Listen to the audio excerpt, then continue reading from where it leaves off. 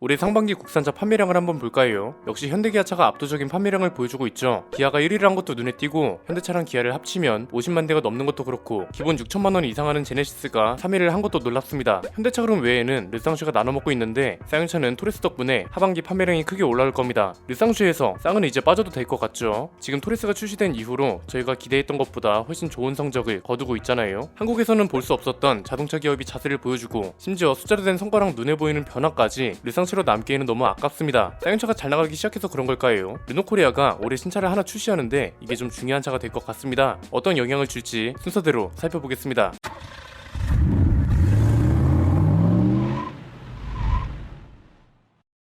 르노코리아가 드디어 정신을 차린 걸까요? 지금 당장 새로 출시할 신차가 없잖아요. 오스트랄이 QM6 후속이라는 말도 있었는데 아직 국내 도입 생각이 없는 것 같죠? 2027년까지 신차 3종을 출시한다고 하긴 했지만 여기에 오스트랄은 해당되지 않습니다. 3종 중 하나가 올해 출시될 예정이고 제일 먼저 나오는 차가 XM3 하이브리드입니다. 아마 르노코리아를 반짝 살려줄 수도 있을 것 같습니다. 사실 지금 딱 필요한 시기이긴 하거든요. 르노코리아 판매량을 보면 굉장히 편향되어 있습니다. QM6 판매 비율이 53%나 되고요. XM3는 36.6%, 나머지 10.4%를 4차종이 나눠 먹습니다. QM6는 여전히 LPG 모델 비중이 압도적이거든요. XM3는 가솔린 엔진만 2종류라서 라인업 추가가 필요한 상황이었습니다. 전기차랑 하이브리드 차를 포함한 친환경차 판매량이 계속 늘어나고 있잖아요. 전기차는 아직 갑론을박이 치열합니다. 전기차 비중이 높아지고 있는 건 부정할 수 없지만 여러가지 해결 과제가 많은 것도 사실입니다. 그래서 사람들이 많이 찾기 시작한 게 뭔가요? 내연기관차나 전기차의 중간다리 역할을 하는 하이브리드 차죠. 그냥 판매 비율만 봐도 나타납니다. 그랜저, 소렌토, 스포티지, K8 이런 인기 차종들을 보면 하이브리드 판매 비중이 상당한 걸 알 수 있습니다. 애초에 XM3가 처음 출시됐을 때 하이브리드 모델을 같이 팔았으면 어땠을까 싶기도 한데 하이브리드 모델을 지금 추가하면 신차 효과를 한 번 더 볼 수 있다는 장점도 있긴 하죠. 하이브리드 모델 인기가 워낙 좋아서 르노코리아 판매량도 상당히 많이 끌어올릴 수 있을 것 같습니다. 평가도 좋습니다. 유럽에선 아르카나 하이브리드로 팔리고 있잖아요. 영국 오토트레이더가 최고의 하이브리드 차 1위로 선정하기도 했고 프랑스랑 스페인에서는 2022년 올해의 차로 선정되기도 했습니다. 그리고 저는 이 차가 부산 공장에서 생산된다는 것도 중요하다고 봅니다. 지금 아르카나 하이브리드도 부산 공장에서 생산해서 모두 수출하고 있거든요. 국내까지 팔게 되면 당연히 생산량이 올라갈 거고 협력업체 일감도 늘어나니까 어떻게든 좋은 효과를 가져올 겁니다. 그런데 이건 좀 구분을 해야 할 것 같습니다. XM3 하이브리드 자체만 본다면 대박날 가능성이 높거든요. 지금 국내 소형 SUV 시장이 막강한 것도 아닙니다. 하이브리드 모델이 있는 차만 보면 호나는 곧 풀체인지 될 거고 사실상 니로 하이브리드밖에 없는 상황입니다. XM3가 가격만 괜찮게 나와줘도 대박나지 않을 이유가 없다는 겁니다. 그런데 르노코리아 회사 단위로 봤을 때는 잘 모르겠습니다. 뭔가 방향이 명확하면 전망하기가 좋거든요. 그런데 아직 르노코리아는 중요한 카드를 다 꺼내지 않은 느낌입니다. 이렇게 생각한 이유는 간단합니다.